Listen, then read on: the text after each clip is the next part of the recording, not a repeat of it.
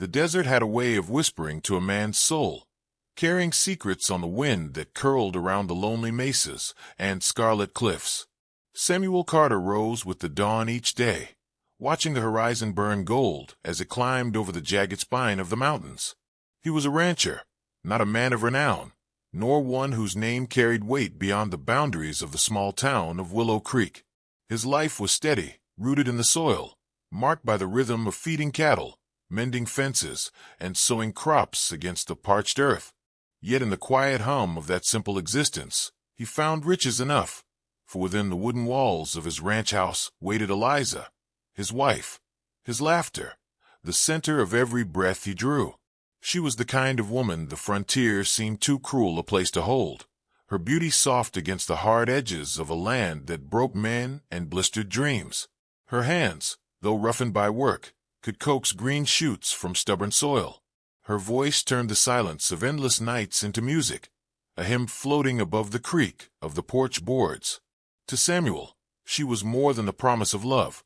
She was his proof that life could still be kind in a world carved by violence and dust. Together they dreamed of a family, children running barefoot through the grass, laughter echoing against the canyon walls, a legacy of love where once there had only been solitude. The town of Willow Creek lay 5 miles to the east, a scatter of wooden buildings huddled against the desert's vastness. Its saloon, blacksmith's forge, and church bell tower seemed fragile compared to the wilderness that surrounded it. But Samuel and Eliza had faith that small things endured when rooted deep. They kept mostly to themselves, their ranch a world of its own, a refuge beneath skies, so wide they made a man feel small and infinite all at once. But peace on the frontier was a frail thread, easily torn by greed and violence. Rumors drifted into Willow Creek, like smoke before a fire, rumors of a gang led by Clayton Briggs, a man whose name was spoken with a shudder. Briggs and his riders were wolves in human skin, scouring the land for cattle, land, and the fear of men too weary to fight. The sheriff called them opportunists. The townsfolk whispered a darker truth, that Briggs craved power, not for survival, but for the pleasure of seeing others broken beneath his heel. Samuel heard those whispers, but paid them little heed. His world was Eliza's laughter, the creak of their rocking chair, the tender brush of her hand against his cheek after long hours in the sun. If danger came, he believed the town or law would see to it. His place was here, at her side, building something solid in a world of shifting sands. One evening, under a sky stained with the crimson fire of sunset, Samuel sat with Eliza on the porch, her head resting on his shoulder. She spoke of children again, of the nursery she would prepare and the names they might give. Samuel listened, heart swelling, his rough hand covering hers. The scent of sage drifted on the air. Coyotes yipped faintly in the distance, and for a fleeting moment, life felt untouchable, eternal. The next morning shattered that illusion. The sound came first, hoofbeats pounding against the hardpan, a thunder of iron that made the ground tremble beneath his boots. Samuel looked up from the corral to see riders cresting the ridge, dust rising in their wake. At their head rode Clayton Briggs, tall in the saddle, a wolfish grin splitting his scarred face. Behind him trailed 6 men, rifles slung, revolvers gleaming in the morning light. Samuel's chest tightened. He shouted for Eliza to stay inside, but even as the words left his mouth, Briggs raised a hand, and the gang fanned out like shadows spilling across the yard. They demanded what he had no power to give: land, stock, allegiance bought in blood. Samuel stood his ground, though his voice shook as he told them he was no man to be bullied. The laughter that followed chilled him to the bone. It happened in a blur of violence. A fist cracked across his jaw. The butt of a rifle slammed into his ribs, and the world turned to fire and agony. He fell, gasping in the dirt, vision swimming. Through the haze he saw Eliza rush from the doorway, her cry tearing through the chaos. She begged them to stop, to leave her husband be. But mercy was not in their nature. Briggs, cold-eyed and grinning, drew his revolver and fired before Samuel could even raise his hand. The crack split the air. Eliza crumpled where she stood, her dress blooming red, her body falling like a broken bird onto the dust. The sound that ripped from Samuel's throat was not human. It was rage, grief, despair bound into a single cry. He tried to crawl to her, but Boots drove him back down. Fists rained upon him until the light nearly left his eyes. The gang rode away soon after, their laughter trailing like a curse in the wind, leaving the ranch in ruin, the woman who had been Samuel's heart lying lifeless in the dirt. Samuel awoke hours later, every breath a jagged knife in his chest, his head ringing with pain. He dragged himself across the yard, the world blurring with tears, until he reached her side. He gathered Eliza into his arms, her body already cold, her lips pale against the sky's merciless blue. He rocked her gently, whispering her name, begging her to wake, but the silence around them was heavier than stone. He buried her beneath the old oak on the edge of the property, the tree under which they had once spoken of children and forever. The earth was hard, unyielding, each shovelful of dirt a punishment against his failing strength. By the time he laid her down and covered her with the soil, his hands were raw, his body trembling, but his grief burned hotter than any wound. When the last stone was placed atop the mound, Samuel sank to his knees. His heart was no longer the heart of a rancher, nor of a gentle husband who had believed in peace. Something inside him had died with Eliza, leaving behind only fire and shadow. He lifted his face to the wide, merciless sky, his eyes hard and glinting like steel.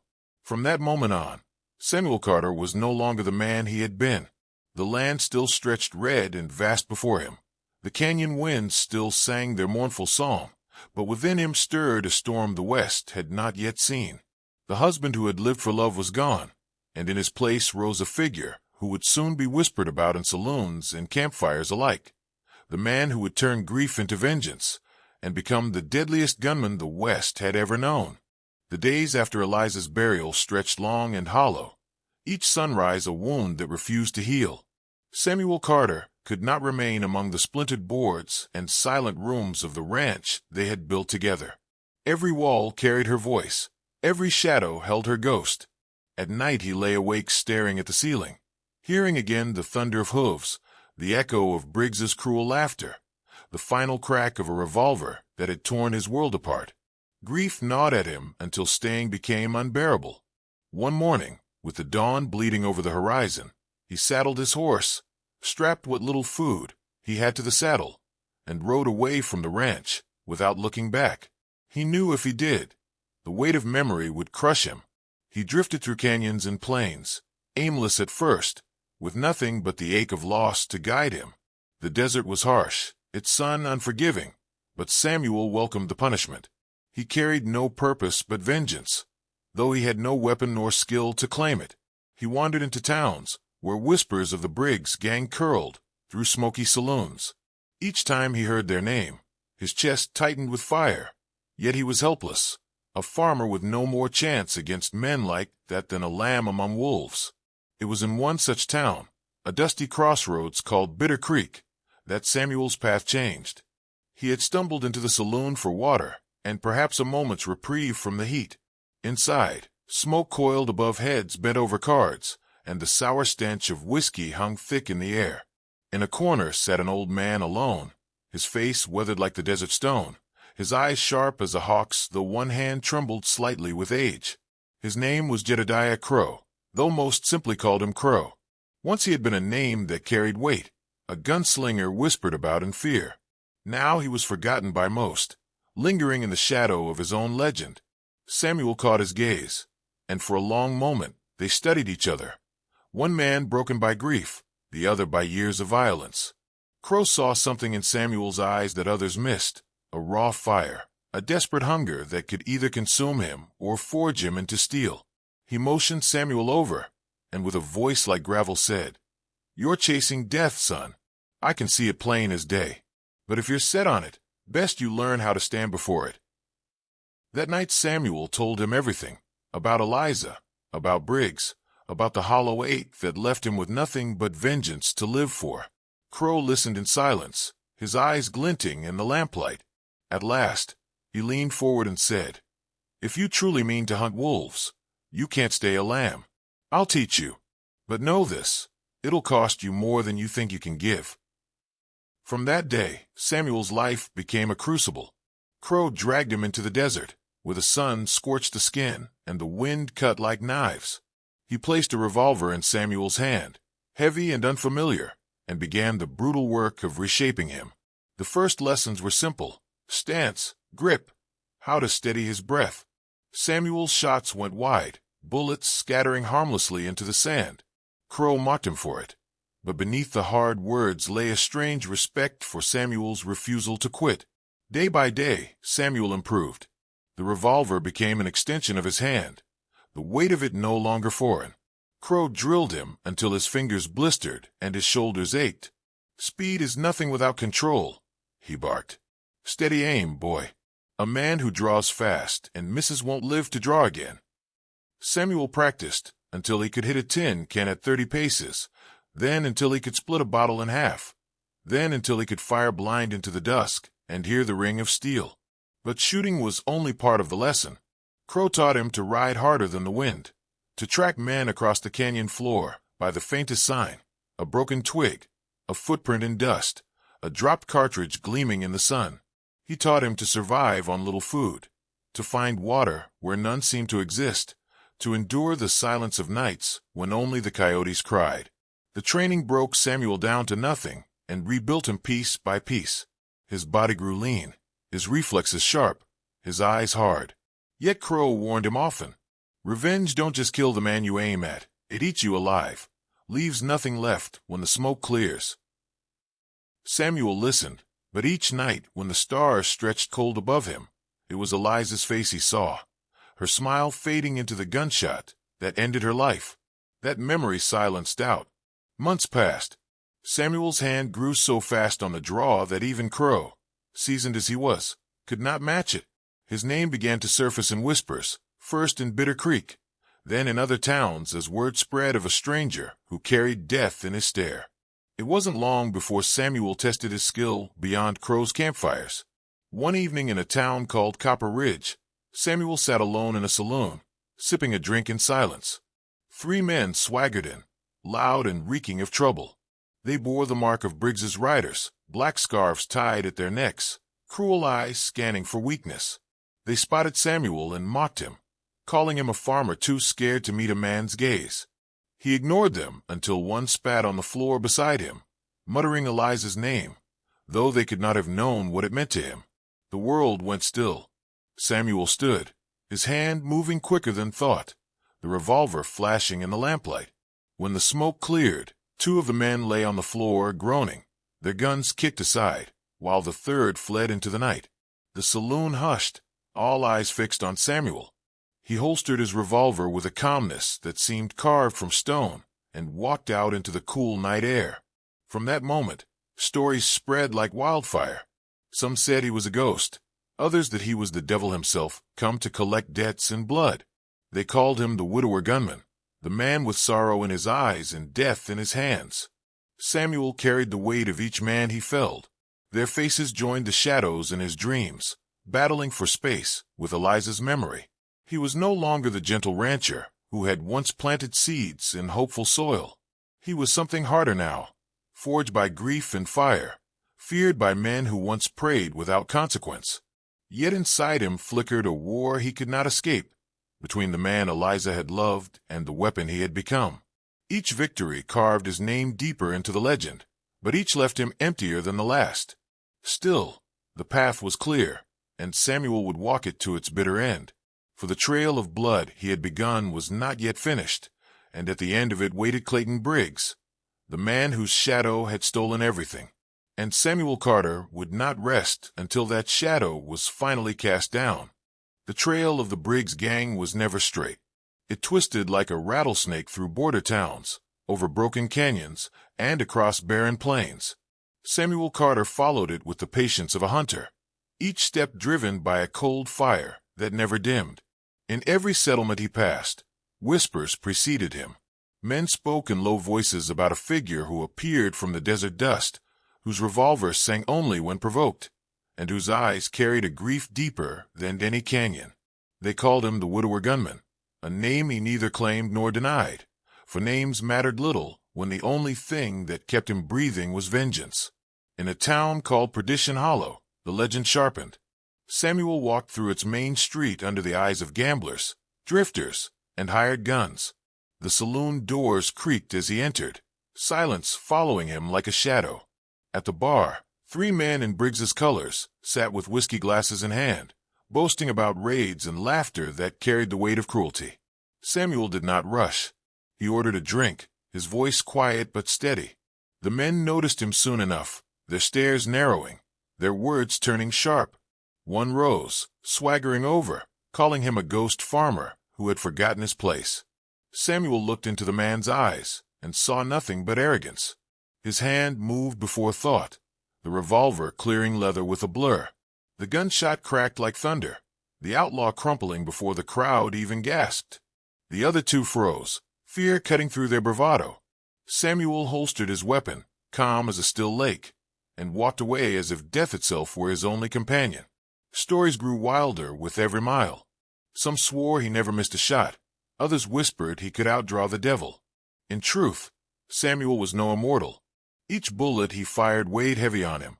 At night he camped under the stars, his fire burning low, and sleep brought little peace. In dreams Eliza came to him, her laugh soft as wind through wheat, her touch light upon his cheek. But always the dream shattered with the sound of a gunshot, her body falling, her lips parting in surprise. He woke with his chest tight, sweat cooling on his skin, the revolver always in reach. The face of every man he had killed joined the gallery in his mind, but hers lingered longest, reminding him why the path ahead could not be abandoned. In Silver Bluff, another test awaited. A dusty noon sun burned down as Samuel strode into the square. A group of Briggs's riders, 5 in all, had made the town their playground, terrorizing merchants and striking fear into the sheriff, who watched helplessly from behind shuttered windows. Samuel faced them in the open. The crowd pressed back against storefronts, holding its breath. One of the outlaws sneered, calling him the widower like it was a joke. The next moment, guns flashed, dust kicked up, and echoes rolled down the street. When it was over, 2 men lay still, another wounded, the rest fleeing in panic. Samuel reloaded in silence, his gaze fixed not on the fallen, but on the horizon, for he knew every step forward drew him closer to Briggs himself. The townsfolk spoke of him in awe, but Samuel felt no pride. Each victory brought him no joy, only a colder resolve. He was a tool sharpened by pain, and though people saw justice in his actions, he saw only the unfinished task that consumed him. Weeks turned into months. Samuel pieced together the trail like a puzzle scattered across the frontier. A whisper in one town, a sighting in another. Briggs's gang had grown bold, raiding ranches, driving cattle, and silencing those who dared resist. The law was powerless. Sheriffs feared the gang's numbers, and posses returned broken or not at all. But where lawmen faltered, Samuel pressed on. He followed boot tracks across dry creek beds, studied ash from dying campfires, and listened in saloons where even mentioning Briggs's name drew nervous glances. The picture became clear. Briggs and his men had taken refuge in a canyon deep in the Red Rock country, a natural fortress of towering cliffs and narrow passes. It was a place where armies could be swallowed whole, where the sun reached only at midday, and echoes of gunfire would carry like thunder. The law dared not go there. To attack Briggs in his den was suicide. But Samuel felt no fear. He had walked too far down this road to turn back. The thought of Eliza's eyes closing forever burned away hesitation. He spent days circling the land, watching from the ridges, studying the patterns of riders, the way guards shifted at dusk. He counted their numbers, noted their weaknesses, and learned the rhythm of their fortress. His patience was unshakable. He knew one mistake meant death, but death no longer frightened him. It was failure that haunted him. One evening, as he sat alone on a high ridge, the canyon spread below in scarlet shadows, Samuel took out the locket he carried. Inside was Eliza's picture, worn from years of his touch, her face fading yet still luminous in his eyes. He spoke to her softly, telling her the time was near, that soon the men who had stolen her life would meet their reckoning. His voice broke against the wind, but his eyes were steel, unyielding. The preparations consumed him. He checked his revolvers, cleaned them until they gleamed.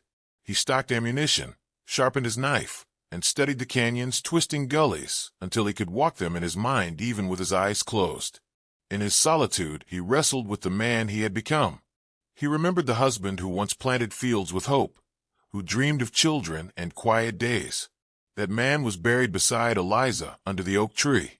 What remained was a shadow carved by loss, a man who lived only for the justice denied him. Yet even as he embraced the darkness, a part of him still clung to her memory like a lantern in the night. It was not hate alone that drove him, but love. Love that refused to die even when she was gone. That love steadied his hand, sharpened his aim, and gave his vengeance a purity that fear could not touch. By the time the moon rose full over the desert, Samuel was ready. The path to the canyon lay open, the final step in a journey that had begun the moment Briggs pulled the trigger. The world around him seemed to hold its breath, the desert silent, but for the wind. Somewhere ahead, in the shadows of the stone fortress, Clayton Briggs laughed and drank with his men, believing himself untouchable. Samuel Carter rose, holstered his guns, and mounted his horse. The animal shifted beneath him, sensing the weight in its rider's soul. He turned his gaze toward the looming cliffs, his jaw set, his eyes alight with the fire of a man who had nothing left to lose. The legend of the widower Gunman had led him here, and soon, before the canyon walls themselves, the story would reach its final chapter. The canyon burned beneath the sunset, its stone walls glowing red, as if the land itself had been set aflame. Samuel Carter crouched among the rocks at the ridge, watching the gang below.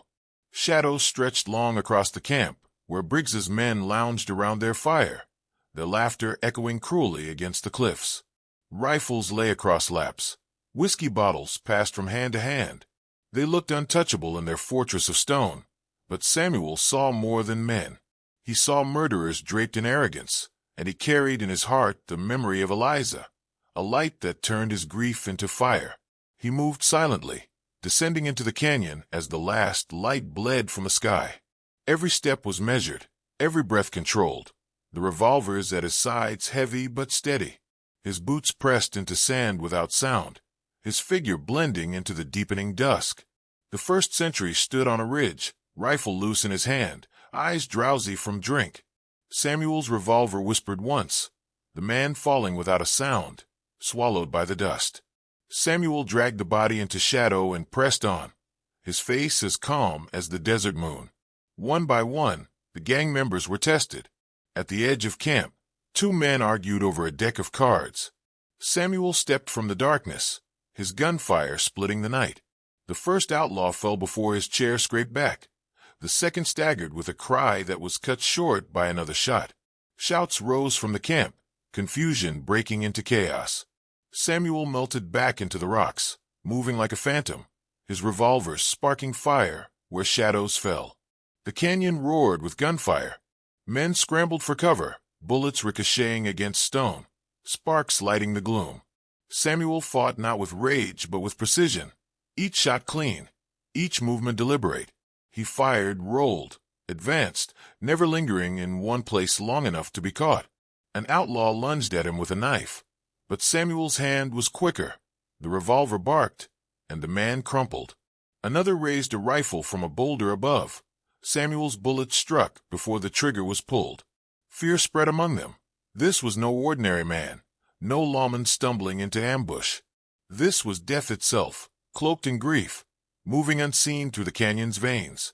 As the smoke thickened and bodies lay scattered, silence began to creep in. Samuel's breath came harsh and steady, sweat streaking the dust on his face. He moved toward the firelight at the heart of the camp, where Clayton Briggs himself waited. Briggs stood tall, revolver in hand, his grin cold beneath the fire's glow. Around him the last of his men hesitated, their courage broken, their numbers thinned. Briggs barked at them to fight, but their eyes flicked to Samuel's shadow, and they faltered. At last, even they fled, leaving their leader alone. The canyon grew quiet. Only the crackle of flames and the whisper of wind remained. Samuel stepped into the circle of firelight, his boots crunching on the gravel. Briggs squared his shoulders, his voice carrying a sneer. "So, the widower finally comes. I thought you'd be wiser to stay buried with your woman." Samuel's eyes never wavered. "You took her from me," he said, his voice steady, low, cutting through the night. "Now I take from you what you treasure most, your life." The fire popped, sending sparks upward like stars fleeing the earth. The two men faced each other, the world narrowing to the space between them. Briggs's hand twitched over his revolver. Samuel's fingers flexed lightly at his side. The silence stretched, unbearable, as if time itself held its breath. Then came the sudden blur of motion. Two guns roared in unison. The echoes crashed through the canyon, rolling like thunder. When the smoke lifted, Briggs staggered, a crimson bloom spreading across his chest. His revolver clattered to the ground, his sneer twisted into disbelief. Samuel stood untouched, his revolver steady in his hand, his eyes hollow as the desert night. Briggs fell to his knees, choking on the blood that filled his lungs. Samuel walked closer, towering over the man who had ended Eliza's life. He aimed again, the final stroke of vengeance ready at his fingertip. But he stopped. For a long, searing moment he looked into Briggs's fading eyes and saw not power, not cruelty, but weakness. An ordinary man stripped of his terror, reduced to nothing. Killing him now would be too easy. Samuel lowered his weapon. "Live with the truth," he murmured, "that you were beaten by a man you thought broken." Briggs's eyes burned with hatred. With his last strength, he snatched at a hidden pistol tucked in his coat. His arm jerked upward, but Samuel's hand was faster. The revolver roared once more, the bullet finding its mark. Briggs collapsed backward, lifeless at last. His shadow stretched long across the firelit ground. Silence reclaimed the canyon. Smoke curled into the night sky, the stars cold and distant above. Samuel stood over the fallen outlaw, his chest heaving, his heart heavy. The vengeance he had carried like a cross was finally complete, yet no triumph filled him. Only emptiness spread in its place, hollow and cold. Eliza's laughter did not return to the wind. Her smile did not greet him in the fire's glow. He had avenged her, but she remained beyond his reach. He holstered his revolver and turned from the camp, leaving the dead to the canyon's embrace. His steps echoed softly as he walked into the shadows, the firelight fading behind him. By morning, the towns would whisper of what had happened, that Samuel Carter, the widower gunman, had walked into the fortress of Briggs and brought it crashing down. Some swore he vanished into the desert that night, never to be seen again, his figure swallowed by the horizon. Others claimed he laid down his weapons and lived quietly under another name, a ghost of a man who once carried death in his hands. The truth was lost to time, but the legend endured. In every saloon, by every campfire, the story was told of a husband whose love turned to vengeance, whose grief made him the deadliest gunman the West had ever known. A tale of love, of loss, of justice carved from sorrow, whispered across the frontier like the desert wind, reminding all who heard it that even the gentlest soul could become a storm when the heart was broken.